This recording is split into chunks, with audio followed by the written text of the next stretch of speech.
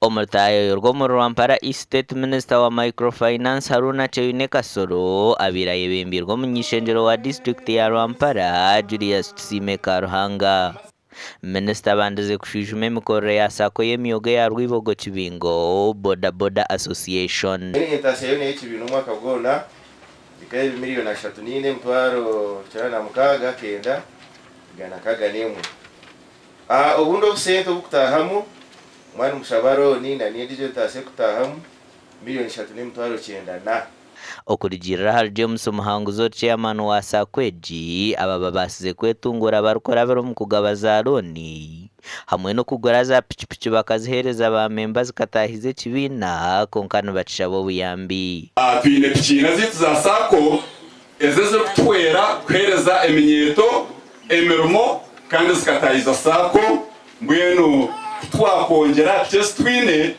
twongera kwera government okuhereza eminyeto emirimo. Minister hona na shababa boda bodo kujirimbarira ya sente zibarakwenda kandi kubarazitunge bataho makagabo bahinje byo kurya sawa 12 ugende ku munimiro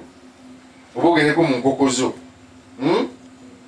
omanye nkidakikana nzimalawo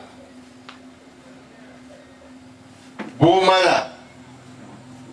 unyoku bichayi byo nibibaje bya mwogo bano nerumonde to papa genda abamuna amani mugasinyiza ku stage.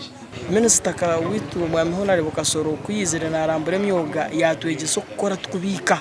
mbenu itwenka barshanje twachipikinga cyatuyamba kutereze kushashura loni eyitube twijiro mu myoga cyatugemeserezo butagaraka yo kuyayorone ndije kureka twayigo kwebikira.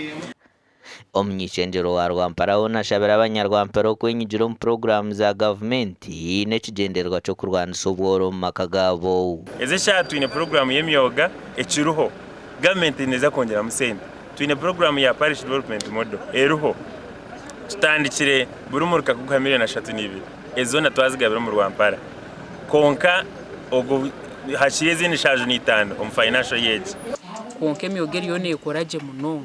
neje ya produce dealers je ya boda boda ije ya saloon nabo barione bakoraje.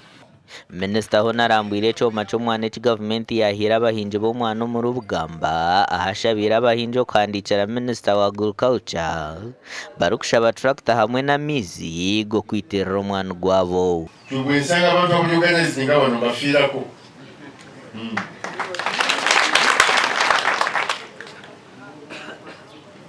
tugenda kusasanya amasanyalaze